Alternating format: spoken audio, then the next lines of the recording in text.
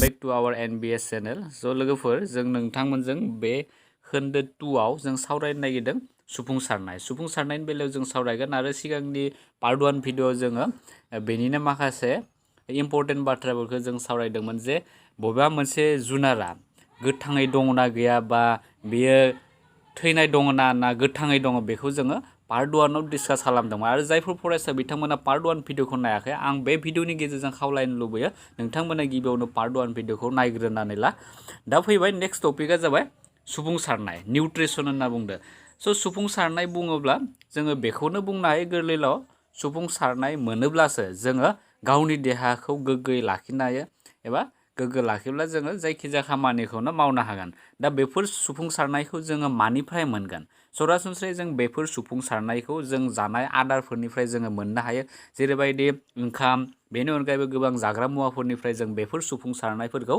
मोननो हायो दा बेवहाय नोंथांमोना नैबे पेराग्राफाव बेखौनो बुजायनो थांदों स' बेवहाय मा बुंदों जेब्ला जों थाबायो एबा गंसे साइकेल सालायो जों सक्ति बाहायो जेबो रोखा खामानि मावै समावबो जोंनि सोलेरनि हालोदखौ सामलायनो थाखाय सक्तिखौ गोनां जायो जोंनो देरनो जौगानो सोलिनो गोनां जानाय प्रटिन मुवा बिजिरख'नो थाखाय बायजोनिफ्राय मुवा नांगौ जायो बे सक्तिनि फुंखा आरो मुवाफोरानो जों जानाय जामुं स' नोंथांमोना बेखौ गोरलैयैनो बुजिखाबाय जे जों जे जा आदार जाबाय थारैनो बेफोर आदारफोरा जोंनि देहानो माने बोलो होगोन सक्ति होगोन बेनि अनगायैबो जोंनो गोनां जानाय माखासे प्रटिनफोरखौ बे सुफुंसारनाय थामहिनबा जाग्रा आदारनिफ्राय जोङो मोननो हायो होननानै बुंदों स' बेनो जाबाय नैबे गिबि खोन्दोआव बेखौनो बेरखांदों आरो जों जायखिजाया खामानि मावा मानो हमना ला जों साइकेल सालाया मानो बा बबेबा मोनसे खामानिखौ जों मावफुंनो लाया मानो जोंनो जेब्लाबो जोङो सक्तिखौ नांगौ जायो आरो बेफोर सक्तिखौ जोङो मानिफ्राय मोनगोन जे बेफोर सक्तिखौ जोङो जानाय जामुंनिफ्राय मोनगोन होननानै बे सेथि पेराग्राफाव बेखौनो फोरमायदों बेनिफ्राय नेक्स्टआव फैबाय गोथां जिबफोरा जामुंखौ माबोरै बानाय स' जोबोर इम्पर्टेन्ट टपिक नैबे नेक्स्टआव फैबाय बेवहाय मा दङ जों एसे फरायनानै नायनोसै सक्ति आरो मुवाफोरनि सरासनस्रा नांगौ जानाय गासैबो जिबनि बेलायावनो एखे नाथाय बेयो गुबुन गुबुन राहाजों सुफुंजायो स' लाइफांफोरनि आदार बुथुमनाय खान्थिया एसे आलादा जों जेरैबायदि मानसिनि बेलायाव जोङो जाग्रा आदार हिसाबै जोङो ओंखामफोरखौ जायो बेनि अनगायैबो जोङो गुबुन माखासे जाग्रा आदारफोरखौ जानानै जोङो सक्तिफोरखौ बुथुमो थिग बिदिनो लाइफांनि बेलायाव एसे आलादा जागोन बिसोर लाइफांफोरा गावनि आदारखौ गावनो बानायनानै लागोन आरो बेबायदिनो बिसोरनि देरनाय लावनाय बा फिथाइ थायनाय बेफोर गासिबो सोलियो दा बेवहाय नोंथांमोना नुनो मोनगोन बेवहाय आरोबाव माखासे जिबफोरा कार्बन डाइ अक्साइड आरो दैनि महराव थानाय जिबारि नङि फुंखानिफ्राय गोरलै जामुंखौ बाहायो बेफोर जिबफोरानो जादों गावनो सुफुंग्रा सोमखोर गोथां लाइफां आरो खायफा बेक्टेरिया गुबुन जिबफोरा जेथोगोनां बेसादफोरखौ बाहायो दा बेवहाय जोङो मा बुजिनो हादों जोङो लाइफांफोरखौ बा बिफां लाइफांफोरखौ जोङो बिसोरखौ गावनो जाग्रा सुफुंसारग्रा होननानै बुंनाय जादों जायखौ इंराजियाव बुंनाय जादों अट'ट्रफ होनना बुंनाय जादों स' बिसोरखौ मानि थाखाय गावनो जाग्रा सुफुंसार होनना बुंनाय जादों बेवहाय बिसोरो गावनि आदारखौ गावनो बानायनानै लायो मानि गेजेरजों बानायनानै लायो बिसोरो कार्बन डाइ अक्साइड आरो साननि सोरांनि हेफाजाबजों बिसोर गावनि नांनाय आदारफोरखौ गावनो बानायनानै लायो आरो बिफांनि माखासे दालाइफोरसिम बा बिफांनि गुबुन गुबुन बाहागोफोराव बेफोर माने दैथायहरो फार्स्ट गिबियावनो बे रोदानि गेजेरजों गावनि नांनाय मुवाखौ बे सोबना लाबाय जेरैबायदि दैखौ बेयो सोबना लाबाय आरो हानिफ्राय माखासे थानाय खनि मुवाफोरखौ बे रोदानि गेजेरजों फार्स्टआवनो सोबखांना लागोन आरो सोबखांनानै बेयो लाइफांनि बा गावनि बिफां लाइफांनि गुबुन गुबुन बाहागोफोराव बे लाइफांफोरा दैदेनगोन थिग बिदिनो बिसोर गावनि आदारखौ गावनो सुफुंना लायो होननानै बुंदों आरो बेफोरनि आरो नोंथांमोनखौ माब्लाबा एग्जामफोराव सोंनो हानाय गावनि आदारखौ गावनो बानायनानै लानो हानाय माखासे बा जिबफोरा मा अब्ला नोंथांमोना गोथां लाइफांफोरखौ लिरनो हायो आरो गुबुन फारसेया जाबाय बेक्टेरियाफोराबो गावनि आदारखौ गावनो बानायना लानो हायो आरो बेफोर जाबाय गावनो सुफुंसारग्रा होनना बुंदों आरो गुबुन फारसेथिं बे मानसिनि बेलायाव बे गावनो सुफुंग्रा जानो हाया मानो होनब्ला मानसिया गुबुननि दारैसो गावनि आदारखौ बानायना लानो हायो जेरैबायदि जोङो जाग्रा जामुं हमना ला ओंखामखौ मानसि गुबुननि दारैसो माइनिफ्राय मा मोनगोन माइरं मोनगोन माइरंनिफ्रायसो जों ओंखामखौ बानायनाय दा बेखायनो बे मानसि बा जिब जुनारफोरा गुबुननि सायावसो सोनारनानै थानाय बिसोरखौ जोङो गावनो सुफुंग्रा होननानै बुंनो हाया। आरो बे जा जिउआरिफोर मानसि बा जिब जुनार बेफोर गासैखौबो जोङो बे जेथो गोनां जिब होननाबो बुंनो हायो। आरो बेवहाय नोंथांमोना नुनो मोनदों नैयाव खनसे फरायनायसै गुबुन जिबफोरा जेथो गोनां बेसादफोरखौ बाहायो, मानसिफोरानो जेथो गोनां बेसादफोरखौ बाहायगोन। दा बेफोर जेथो गोनां बेसादफोरखौ बिसोरनि सोलेरनि मोजांनि थाखाय आरो देरनायाव बाहायनो हानायनि सिगां गोरलै महराव बायफ्लेहोनांगौ। बेखौ मावफुंनो थाखाय जिबफोरा एनजाइम होननाय जिब थुनज्लायग्रा बाहायो। बेबायदिनो मालायजों थुनज्लाय सुफुंग्राफोरनि हेटारोट्रफ्स थांनानै थानाय गावनो सुफुंग्रा जिबफोरनि सायाव थोंजोङै एबा खेंसालियै सोनारो। मालायजों सुफुंग्रा जिबफोरा जादों जिउआरि आरो मैखुन। स' फरायसा बिथांमोना हमनो हाखाबाय जे मालायजों सुफुंजाग्राफोरखौ बे हेटारोट्रफ होननाय बुंनाय जादों इंराजियाव। आरो हेटारोट्रफ माब्लाबा नोंथांमोनखौ सोंनो हानाय मालायजों सुफुंजाग्रा जिबनि मोननै बिदिन्थि हो, अब्ला नोंथांमोना नैखौ लिरनांगोन जिउआरि आरो मैखुन। जिउआरिनि बेलायाव जायफोर माने जिउ गोनां जिब जुनार बा मानसिफोरा गोग्लैगोन। बिफां लाइफाङाथ' जाखानाय नङा, बे गावनो सुफुंजाग्रा मानसि गोग्लैगोन, बेनिफ्राय जुनारफोरा गोग्लैगोन, बेनि अनगायैबो दाउमा दाउसा बेफोर गासैबो जिउआरियाव गोग्लैगोन, माने मालायजों सुफुंजाग्रा जिउआव गोग्लैगोन। आरो मैखुननि बेलायावबो मैखुना माब्ला जायो, मैखुना माने जिगाबनि बे जिगाब सेवनाय बेफोराव जाबाय बेरनानै थायो मैखुना। स' मैखुनाबो मालायजों सुफुंजाग्रा जिउआवनो गोग्लैयो। स' बेखौ नोंथांमोना गोसोआव लाखिबानो जाबाय। बेनिफ्राय नेक्स्ट फैबाय, नेक्स्ट टपिकआ दङ गावनो सुफुंसारनाय माखौ बुंनाय जायो। स' नोंथांमोना नुनो मोनदों नैयाव गावनो सुफुंसारनाय। स' जोङो बेखौ फारि फारि सावरायबोगोन। गावनो सुफुंसारनायनि बेलायाव जोङो माने लाइफांनि बेलायाव जोङो सावरायदोंमोन गावनो सुफुंसारनाय, आरो नैयाव नोंथांमोना मोजाङै डिटेल्सखौ मोननो हागोन। दा बेवहाय मा नुनो मोनदों नोंथांमोना कार्बन आरो सक्तिनि गोनांथिखौ सुफुंनाय जिबफोरा सोरां बिजिरखौ दानायनि गेजेरजों सुफुङो। बेनो जादों गावनो सुफुंग्रा जिबफोरनि बायजोनिफ्राय बेसाद आजावनायनि बिखान्थि आरो बेफोरखौ सक्तिनि महराव दोनथुमनाय महराव सोलायो। बेफोर मुवाखौ कार्बन डाइ अक्साइड आरो दै महराव आजावो, जाय सान सोरां आरो क्ल'र'फिलनि बिथायाव कार्ब'हाइड्रेटआव सोलायो। कार्ब'हाइड्रेटआ लाइफांनो सक्ति जगायनो हेफाजाब होयो। जों माबोरै जायो बेखौ उननि खोन्दोआव सावरायगोन। जायफोर कार्ब'हाइड्रेटआ थाबै बाहायजाया बेफोर शर्करा महरै दोनथुमजायो, जायखौ लाइफाङा नांगौ जायोब्लाबो इसिङारि सक्ति हिसाबै बाहायनाय जायो होनना बुंदों। दा फरायसा बिथांमोना बेखौ बुजिखाबाय जे लाइफाङा माबोरै गावनो आदारखौ गावनो बानायनानै लानो हायो। फार्स्ट गिबियावनो बिसोरो जों जिउआरिफोरा कार्बन डाइ अक्साइड हगारना हरबाय, बे कार्बन डाइ अक्साइडखौ बिसोरो नाजावगोन, लाइफांफोरा नाजावगोन। आरो फारसेथिं बिसोरो हा सिंनिफ्राय मा बुथुमगोन, बिसोर माखासे खनि मुवाफोरखौ बुथुमबाय। बेनिफ्राय मा खालामगोन बिसोर हा सिंनिफ्राय गावनि रोदानि गेजेरजों बिसोर दैखौ बुथुमबाय। थिग बिदिनो दैखौ बुथुमबाय, कार्बन डाइ अक्साइडखौ बुथुमबाय, आरो साननि सोरांनि माने सोरां बिजिरखौ दानाय होनना बुंनो जायखौ सोरां बिजिरखौ दानायनि गेजेरजों बिसोरो गावनि आदारखौ गावनो बुथुमनानै लायो। आरो गावनि आदारखौ बुथुमनानै लाइफांनि गुबुन गुबुन बाहागोफोराव बिसोरो दैथायहरो। आरो बेबायदिनो लाइफांनि बारायनाय बा बेबायदि माखासे फिथाइ सामथाइ सोमजिनाय बेफोर गासैबो जायो। स' फरायसा बिथांमोना बेखौबो मोजाङै बुजिखाबाय जानांगौ। बेनिफ्राय आरो नेक्स्टआव बेवहाय दंबावो, बेनिनो बाहागो दंबावो। दा बेवहाय आरो मा लिरदों, जायो जोंनाव एखे रोखोमनि थासारि नुनाय जायो, जेराव जों जानाय आदारनिफ्राय मोननाय खायसे सक्तिया जोंनि सोलेराव ग्लाइक'जेननि महराव दोनथुम जायो। दा नैया बेवहाय नोंथांमोना नुनो मोनदों लाइफाङा माबोरै गावनि आदारखौ गावनो बानायना लायो। दा गिबियावनो बिसोरो कार्बन डाइ अक्साइडखौ बुथुमबाय, बेनिफ्राय दै बुथुमबाय, मोननैबो फिनजाथाय जाबाय। मोननै फिनजाथाय जाना क्ल'र'फिल एबा साननि सोरांनि गेजेरजों बिसोरो ग्लुक'ज सोमजिहोगोन। बेनिफ्राय जोंनो जा सुबुङा लानाय हां लानायाव जों अक्सिजेन गेसखौ बाहायो बेखौ बिसोर रिलिज खालामनो हागोन, हगारनानै होगोन, आरो बिदिनो बेबायदि सोमजिगोन। दा नैबे नोंसोर बे इकुवेसनखौ नोंथांमोना गोसोआव लाखिबानो जाबाय, जोबोर इम्परटेन्ट।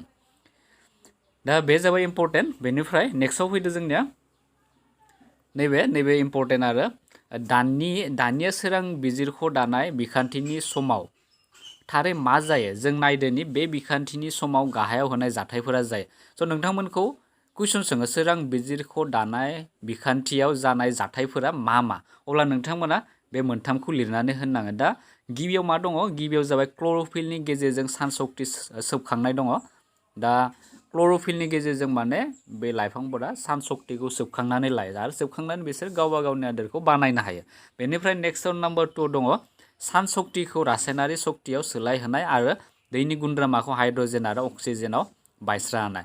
स' गिबियावनो बिसोर जा साननिफ्राय सक्तिखौ लागोन लानायनि उनाव बिसोर मा खालामगोन दैनि गुन्द्रामाया माजों दाजानाय दैयाव मोननै हाइड्रजेन आरो मोनसे अक्सिजेननि गुन्द्रामा लोगो नांना दैनि गुन्द्रामाया सोमजियो आरो बे दैनि गुन्द्रामाखौ नैबे साननि सक्तिनि गेजेरजों बे लाइफांफोरा बायस्रा होगोन एक्सट्रा बायस्रा होगोन हाइड्रजेन गुन्द्रामाखौ एक्सट्रा खालामगोन आरो अक्सिजेनखौ एक्सट्रा बायस्रा होगोन बे जाबाय नैथि जाथाय बेनिफ्राय थामथि जाथायाव मा दङ कार्बहाइड्रेटआव कार्बन डाइ अक्साइडआ अक्सिगारनाय बेनिफ्राय मा कार्बहाइड्रेट जा लाइफांफोरनिफ्राय कार्बहाइड्रेट सोमजिखांनायनि उनाव बिसोर लाइफांफोरा जों मा बे कार्बन डाइ अक्साइडखौ अक्सिगारनाय महरै हगारना होनाय जागोन दा बे मोनथाम जाथाया जाबाय बे सोरां बिजिरखौ दानाय बिखान्थिनि जाहोनाव जायो स' नोंथांमोना बे मोनथामखौ गोसोआव लाखिबानो जाबाय बेनिफ्राय आरो नेक्स्टआव मा लिरदों नेक्स्टआव फैबाय जोंहा नैबे बेवहाय मा लिरदों बेफोर आगाफोरनि मोनसेनि उनाव मोनसे गोख्रैनो जानो नाङा स' बेफोर नोंथांमोना जाथाय 1 जाथाय 2 थामहिनबा 1 2 3 नुनो मोनबाय बेफोर माने स्पिडलि जानो नाङा होनना बुङो लासै लासै बेबायदि जाथायफोरा जालांगोन बिदिन्थि महरै बालाहामानि लाइफांफोराव हराव कार्बन डाइ अक्साइडखौ आजावो आरो मोनसे गेजेरारि थियारि खालामो जाय साननि समाव क्ल'र'फिलजों सेबखांजानाय सक्तिनि सायाव जाथाय खालामो सोरां बिजिरखौ दानायनि थाखाय गोजौनि फिनजाथायनि थादेरसाफोरनि मोनफ्रोमखौबो माबोरै गोनां जायो नोजोर होदोनि दा बेवहाय नोंथांमोना गोसोआव लाखिबानो जाय माने इम्परटेन्टसिन आं बेखौ नोंथांमोननि इम्परटेन्ट होननानै बुंखागोन आरो बेवहाय नैबे बाथ्राया एसेबां इम्परटेन्ट गैबाङा स' जायखिजाया अब्ला बुजिनांगौ बेनिफ्राय आरो बेवहाय मा लिरदों जुदि नों माइक्रस्कपआव गांसे बिलाइनि दानस'नाय क्रस सेक्सनखौ जोथोनै नायबिजिरो सावगारि 6.1 आव दिन्थिदों नों नुगोनदि माखासे जिबख्रिफोरा सोमखोर गोथां फोथा दं बेफोर सोमखोर गोथां फोथाफोर क्ल'र'फिल गोनां क्ल'र'प्लास्ट मुंनि जिबख्रि अंगफोर सोरां बिजिरखौ दानायनि थाखाय क्ल'र'फिलनि गोनांथार बेखौ दिन्थिनो जों मोनसे मावफारि खालामदिनि स' नैला नोंथांमोना बेवहाय नुनो मोनदों बेवहाय गांसे बिलाइनि दानस'नाय जोङो नैबे बे जाबाय लाबाय बेनिफ्राय जों जेब्ला बेखौ माइक्रस्कपनि गेजेरजों जों नायहरो अब्ला नोंथांमोना नैबे जा पिक्सार बे पिक्सारखौ नोंथांमोना नुनो मोनगोन आरो नोंथांमोना बेखौ गावबा गावनि स्कुलफोराव जुदि माइक्रस्कप दङब्ला नोंथांमोना लाइफांनि बिलाइखौ बेबायदि दानस'नानै बेफोरखौ नायनो हायो आनजाद नायनो हायो अब्ला नोंथांमोना गुवारै बाथ्राखौबो हमनो हागोन आरो जायखिजाया नोंथांमोना हायार सेकेन्डारियाव जेब्ला माने बटानिनि प्रेक्टिकेल जायो अब्ला बेफोरखौ माने स्टाडि खालामनाय जायो नोंथांमोना बेखौ मोनखागोन क्लास 10आव मोनाब्लाबो आरो खायफा फरायसालियाव मोनो क्लास 10आवबो स' बेखौ खालामनो हायोबा मोजां जागोन दा बेनिफ्राय जोङो बेखौनो बुंनो हायो जे लाइफांफोराव माखासे बेबायदि नैफोरबायदि माबाखौ जोङो नुनो मोननाय जायो स' बेखौ नोंथांमोना पिक्सारखौ जा बुजिनायनि थाखाय एसे नायनानै लाब्लानो जाबाय बेनिफ्राय नेक्स्टआव फैबाय जोंहा नेक्स्टआव बेवहाय मावफारि 6.1 होदों स' बेवहाय 6.1खौ माने जोङो एसे फरायना नायनोसै मावफारियावबो माने सोलोंनो गोनां बाथ्रा थायो गोबां बेखायनो मावफारिखौबो जोङो नागारनो हाया सम थायोब्ला जों मावफारिखौबो स्टाडि खालामलांनांगौ जायखिजाया जोङो बेवहाय मा लिरदों फरायनो नागिरबाय बेवहाय फाख्रा सिख्रा गोनां मोनसे दोआव गायनाय फांसे लाइफां ला बिदिन्थिनि थाखाय लाइफां एबा क्रटन दा बेवहाय जोङो मोननै लाइफां नुनो मोनदों नोंथांमोना फाख्रा सिख्रा बे लाइफांफोरनि मोननैनिबो गाबा फाख्रा सिख्रा मोनसेयाव गोसोम नैबे गोसोम आरो गोमो लोगो नांना दं आरो मोनसेयाव जाबाय गोथां आरो गोमो लोगो नांना दं बेनिफ्राय सेकेन्ड पइन्टआव मा बुंदों लाइफांखौ खोमसि खथायाव सानथामनि थाखाय दोन जाहाथे गासैबो फुरजा मुवाया बाहायगारजोबो सानथामसो जों लाखिबाय गोसोम खोमसि खथायाव जों लाखिबाय जेराव साननि सोरां नाङा बेवहाय लाखिबाय बेनिफ्राय नाम्बार 2 मा लिरदों दानिया लाइफांखौ सान्दुङाव 6 घन्टासो दोन बेनिफ्राय जों खोमसि खथायाव लाखिखांनायनि उनाव जोङो सान्दुं गोसायाव जोङो 6 आवार्स लाखिनाय जाबाय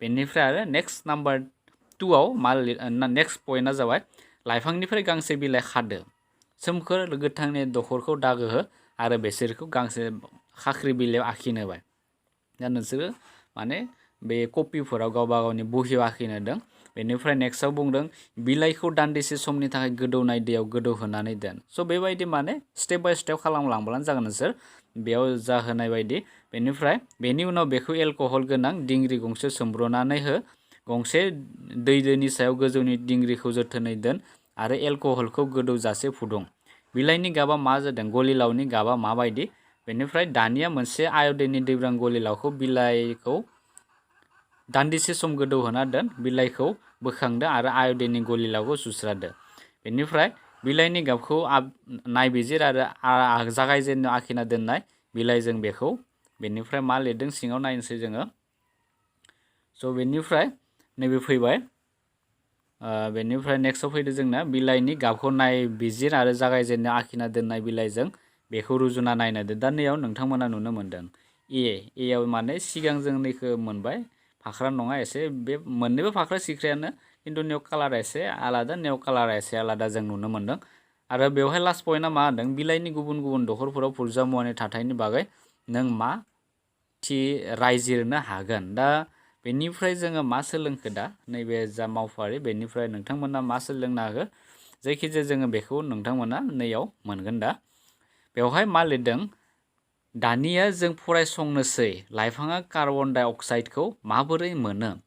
थाखो गुथियाव जों बिलाइनि सा बिखुङाव थानाय फिसा फिसा गुदुं स्टमेटानि बागै सावरायबोबाय। गोबां बिबांनि गेसा सोरां बिजिरख' दानायनि खामानिनि थाखाय बेफोर गुदुंफोरनि गेजेरजों बिलाइयाव सोलाय सोल' जायो। नाथाय बेखौ बेयाव मिथिना लानाया गोनांदि बिथ'नि सा बिखुं रोदा आरो बिलाइनि गेजेरजों गेसनि सोलाय सोल' जायो। जिहेतु गोबां बिबांनि दैया बेफोर स्टमेटानि गेजेरजों गोमालाङो लाइफाङा बिजिरख'नायनि थाखाय कार्बन डाइ अक्साइडखौ जेब्ला गोनां जाया गुदुंफोरखौ खोबथेयो। गुदुं खेंनाय फांथेनाय बेंग्रा जिबख्रिफोरनि खामानि बेंग्रा जिबख्रिफोरा बुगाखाङो आरो मा लिरदों बेवहाय नेक्स्टआव नायनोसै मा लिरदों बेवहाय बेंग्रा जिबफोरा बुगाखाङो जेब्ला बेफोरनि गेजेरजों दै बोहैलाङो स्टमेटा गुदुंफोरखौ गेवहैयो एखे रोखोमैनो बेंग्रा जिबफोरा थन्थ्रयोब्ला गुदुङा खोबथेबोयो होनना बुंदों। दा बेवहाय नोंथांमोना सावगारियावनो हमनो हाखाबाय मोजाङै नैबे बेवहाय सावगारि दङ ए आरो बि सावगारि। बेवहाय ए सावगारियाव नोंथांमोना मा नुनो मोनदों बेवहाय नैबे जाबाय बिलाइ नोंथांमोना बिलाइखौ नायोब्ला बेबायदि नुगोन बिलाइयाव माखासे फिसा फिसा गुदुंफोर थागोन। बे गुदुंखौ जोङो लांदां मेगनजों नायोब्ला नुनो मोननाय नङा। जोङो माखासे दाजेम जेरै माइक्रस्कप बा टेलिस्कपनि गेजेरजों नायब्लासो जोङो बेफोरनियाव नोंथांमोना नुनो मोनदोंना माखासे फिसा फिसा गुदुं बेफोरखौ नुनो मोनगोन। दा आरो नैबे जाबाय ए नाम्बारा जाबाय गेंनानै थानाय माबाखौ फोरमायदों जाय स्टमेटाखौ नोंथांमोना मोनखाबाय बे स्टमेटा गुदुं। आरो बेनिफ्राय नेक्स्टआव फांथेनाय नैबे जाबाय खोबनानै थाबाय बेवहाय गुदुंखौ खोबथेनानै लाखिदों। आरो बेवहाय जोङो मा नुनो मोनदों जेब्ला नैबे गुदुङा गेवनानै थागोन अब्ला बेनिफ्राय माने जा बे बार बा कार्बन डाइ अक्साइड गेसखौ मा खालामनाय जायोनो गुदुंनियाव नोंथांमोना लाइफाङा सोरां बिजिरख'नायनि थाखाय कार्बन डाइ अक्साइडखौ जेब्ला गोनां जाया गुदुंफोरखौ खोबथेयो। दा कार्बन डाइ अक्साइडखौ माने जेब्ला माने गोनांथि जाया अब्ला बेयो खोबथेनानै लाखियो। नोंथांमोना नै खोबथेना लाखिनायखौ नुनो मोनदों। आरो जेब्लानोखि लाइफाङा गावनि आदार बानायनायाव कार्बन डाइ अक्साइडखौ गोनांथि जागोन अब्ला नैबायदि माने गेवनानै थागोन गुदुङा बेवहाय गेंनायखौ नुनो मोनदों। स' गेवनाय जुदि होथेनाय जुदि थायोब्ला नोंथांमोना बेखौ बुजिबानो जाबाय लाइफांनो माने कार्बन डाइ अक्साइडखौ गावनि आदार बानायनो थाखाय गोनांथि जाथ'वाखै। आरो गुबुन फारसेथिं जुदि गेवनाय जुदि थायोब्ला लाइफांनो कार्बन डाइ अक्साइडखौ गोनांथि जादों होननानै जों मोनथिनो हायो। स' जोङो डाइरेक्टलि बेखौ गावनि मेगनजों नुनाय नङा बेखौ जोङो दाजेमजों नायब्लासो मोननो हागोन। स' बेवहाय बेखौनो फोरमायदों नैबे पेराग्राफा लाइफाङा माने माबोरै कार्बन डाइ अक्साइडखौ मोनो बे सावगारियाव फोरमायदों। दा आसा खालाम नोंथांमोना बेखौ बुजिखाबाय जानांगौ। बेनिफ्राय नेक्स्ट मा दङ जों नायनोसै नेक्स्टआव फैबाय बेवहायबो माखासे मोनसे मावफारि होदों। स' मावफारियाव जोङो मा दङ बेखौबो एसे नायनोसै 6.2 बेवहाय समब्रा समब्रि नाम्बार 1 पइन्टआ मा होदों समब्रा समब्रि फांनै सावस्रि गोनां दोआव गायना ला। जोङो नैबे ए आरो बियाव नुखादों दो मोननायाव जोङो एखे माने फांनै सावस्रि गोनां दोआव माने समब्रा समब्रि फांनै लाइफां गायबाय। बेनिफ्राय बेसोरखौ खोमसि खथायाव सानथामनि थाखाय दोनबाय जोङो खोमसि खथायाव जों बेखौ लाखिबाय सोरां गैयै जायगायाव। बेनिफ्राय नेक्स्टआव फैदों दानिया फांफ्रोमबो लाइफांखौ आलादायै ग्लासनि प्लेटाव दोनदो। फांसे लाइफांनि सेराव पटासियाम हाइड्रक्साइड गोनां गंसे नायग्रा ग्लास दोन। पटासियाम हाइड्रक्साइडखौ कार्बन डाइ अक्साइड बोखांनो बाहायनाय जायो। दा बेवहाय नोंथांमोना ग्लास नुनो मोनखादों आरो पटासियाम हाइड्रक्साइडनियाव बेबायदि नोंथांमोना लाइफांखौ खोबथेना दोननाय नुनो मोनदों। बेखौ जोङो बेबायदि लाखिबाय। आरो बेवहाय 6.4आव दिन्थिदों जोङो फांनैबो लाइफांखौ आलादा आलादायै बेलजारजों जोख्लोबदों। बेनिफ्राय आरो नेक्स्टआव मा लिरदों नेक्स्टआव बेवहाय फैदों नेक्स्ट पइन्टआ जाबाय बार हाबनो हायि खालामनो थाखाय ग्लासनियाव बार हाबनो हायै खालामनो थाखाय ग्लासनि प्लेट आरो बेलजानि नांजाबनाय थालायाव गेसलिन फुनना हो। दा बेवहाय बार सखननो नाङा, जोङो माने टटेलि बन्द खालामना लाखिनांगोन बार हाबनो हायै बायदि। बेनिफ्राय नेक्स्टआव दङ लाइफांफोरखौ सान्दुङाव 2 घन्टासो थाखाय दोन। बेनिफ्राय फांफ्रोमनिबो गांफाइ बिलाइ खानानै गोजौनि मावफारिनि बादि फुरजा मुवानि थाथायखौ नायफाम। बेनिफ्राय नेक्स्टआव दं गांनैबो बिलाइया एखे बिबांनि फुरजा मुवानि थाथायखौ दिन्थिदोंना। बेनिफ्राय बे मावफारिनिफ्राय नों मा रायजिरनो हागोन। दा बे मावफारिनिफ्राय जोङो मा सोलोंखो, नोंथांमोना मा सोलोंनो हाखो बे मावफारिनिफ्राय। स' जोङो बेखौ मोनगोन नैयाव बेवहाय लिरनाय दंखायो। दा बेवहाय गोजौआव मावफुंनाय मोननै मावफारिनि सायाव सोनारना सोरां बिजिरख' दानायनि थाखाय साननि सोराङा दि गोनांथार बेखौ दिन्थिनो मोनसे आनजाद खालामनो हागोन ना होनना सोंदो। दा आरो बेवहाय जोङो साननि सोरां नङाब्ला मा जायोमोन, जेबो लाइफांफोरा गावनि सक्तिखौ आदारखौ गाव बानायनानै लानो हाया। नोंथांमोना बेवहाय नुनो मोनखादों, नैबे पिक्सारफोराव नोंथांमोना नुनो मोनदों। बेवहाय जों जेब्ला खोमसि खथायाव जोख्लोबना दोनगोन अब्ला बिसोर साननि सोरांखौ बोरै मोनगोन, साननि सोरांखौ मोननाय नङा। आरो मोनाब्ला बिसोर लासै लासै नैबे बिफांफोरा थैलांनो हमगोन आरो बिसोरनि बिलाइफोरा गोथां थानाय नङा, रानलांनो हमगोन बा बायदिसिना जाथाया बेफोर सोमजिगोन। स' लाइफाङा जुदि गावनि आदारखौ बानायनांगौब्ला बिसोरहा मा साननि सोरां गोनांथार जागोन होनना जों बे मावफारिनिफ्राय जों सोलोंबाय।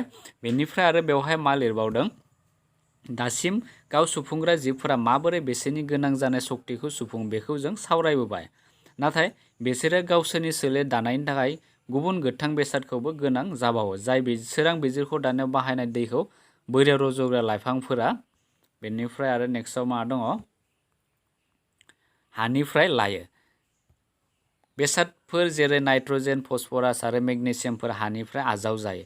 नाइट्रजेन, प्रटिन, गुबुन खौसे मुवाफोरनि बिजिरख' दानायाव बाहायजानाय मोनसे गोनां मुवा, बेखौ जिबारि नङि नाइट्रेट एबा नाइट्राइटनि महराव आजावो, एबा बेयो बारमण्डलनि नाइट्रजेननिफ्राय बेक्टेरियाजों दाजानाय जिबारि खौसे मुवाफोरनि महराव आजावो। स' जोङो सिगांनि सावरायनायाव मा मोनदोंमोन, लाइफांफोरा गावनि आदारखौ जुदि बानायनो गोनां जायोब्ला बिसोरो रोदानि गेजेरजों हायाव थानाय माखासे मुवाफोर, खनि मुवाफोर बा बेफोरखौ नाजावनो नांगोन आरो बिसोर सोबखांना लानो नांगोन।